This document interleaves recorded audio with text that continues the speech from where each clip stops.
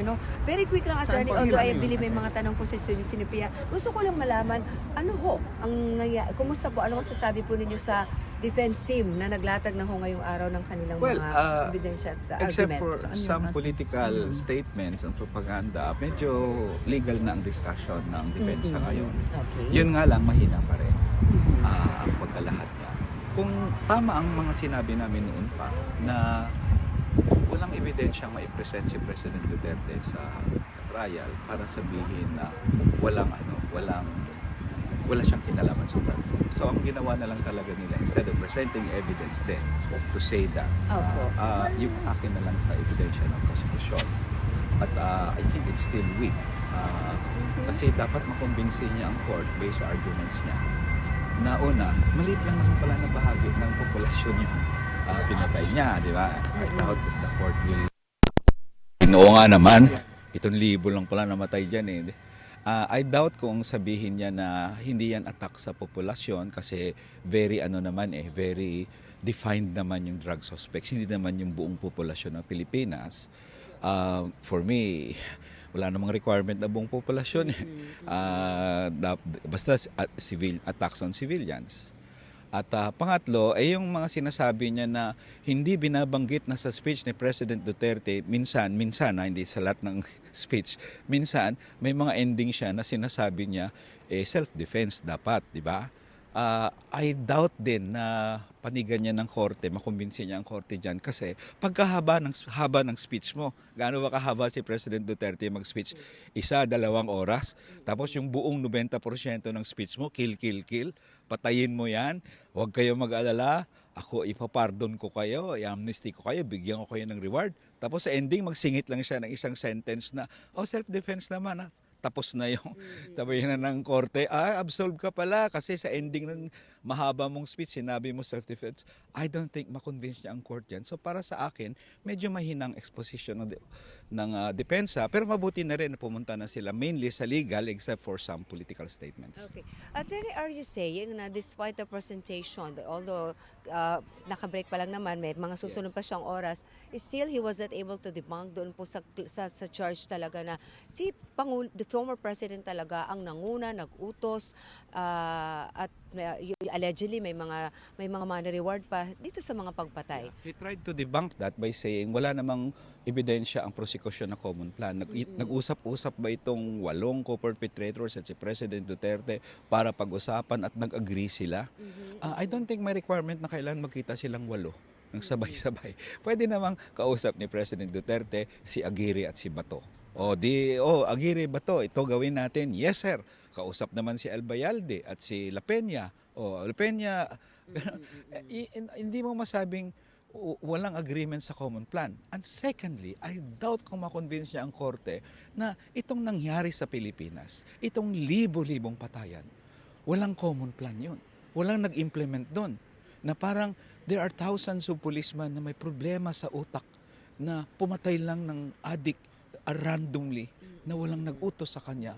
Parang imposible kahit sino makikinig nun.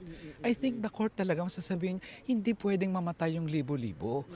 All over the country, very systematic na walang common plan at walang order sa subordinates. At hindi pa napoprosecute, hindi pa na-imbestigan except for some, sacrificial lambs. So, pattern yun A pattern yun na sa tingin ko, ang sasabihin ng korte dyan, no, there is a plan. Hindi pwedeng random ito na parang by chance lang na namatay itong mga kaanak ng biktima. Alright. At punta naman ako doon sa mga families ng mga victim. How are they? Kasi kanina earlier, nung bago sila pumasok, nakausap natin, medyo may kaba sila this time na defense team time na. Yes, unlike of course. before na they were 100% confident. Pero kanina medyo nagkaroon sila ng konting agam-agam na baka hindi nga naman ito mauwi doon sa pag-usad ng kaso. Based on your observation, how are they po during this third day of hearing? Lahat naman kasi hindi natin alam kung ano sasabihin ng depensa. So of course, medyo ano kayang sabihin niya, no? Pero nung ang narinig nila actually, parang may mga nag-comment kanina doon na parang mini-minimize niya ang amin kasi maliit lang daw na number, hindi naman daw attack on the population yan. Parang yung pagkapatay sa anak ko, parang ano lang yon, parang napaka-minimal. Parang hindi naman natatama. So yun ang sabi ng iba. parang nasaktan sila doon. No? So, in any case, ang sabi lang naman namin ng mga abogado, siyempre kailangan niyang i-minimize yun kasi to prove na hindi crime against humanity ang kaso. So in any case, naintindihan naman nila na ganun talaga yan sa bakbakan sa trial, may tatamaan diyan, of course.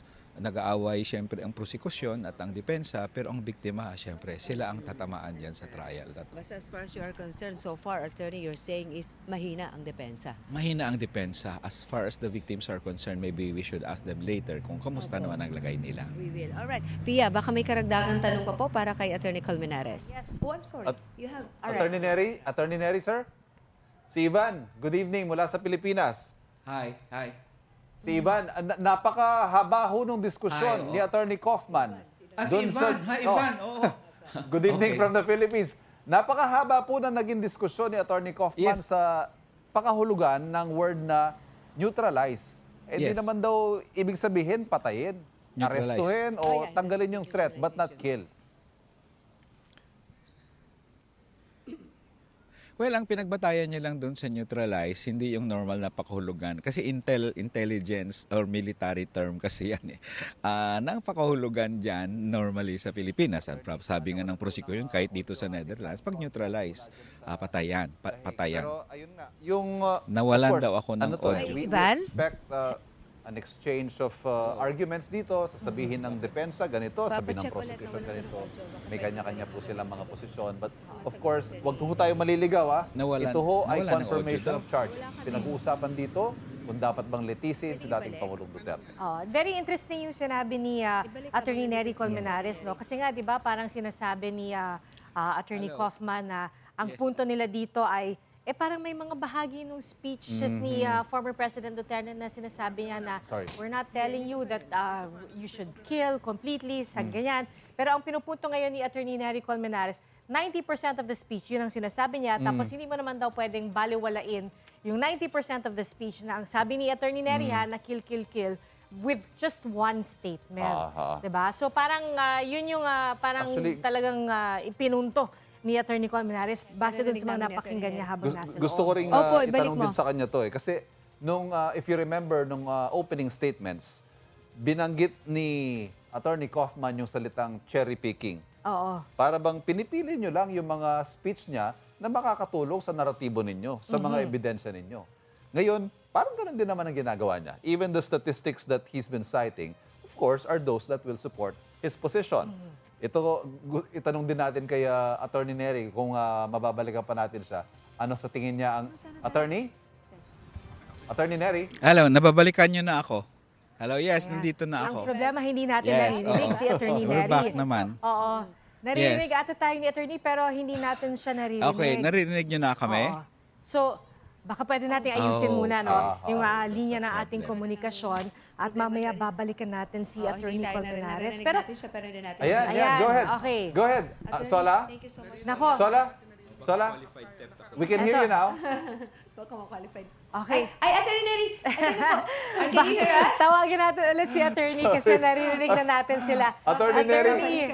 Attorney, pasensya sorry. na. Okay. Ang Pasensya. kasi dito kasi ang daming nakabang din sa kanya eh. Anyway, Yeah. Well, narinig ko yung tanong nyo. yes, go ahead, please. Hinggil Go sa ahead. neutralize. Yun tungkol sa neutralize. Go.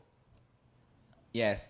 Una, ang policy, ang element kasi ng crime against humanity, isang part niyan is the policy na ini-implement.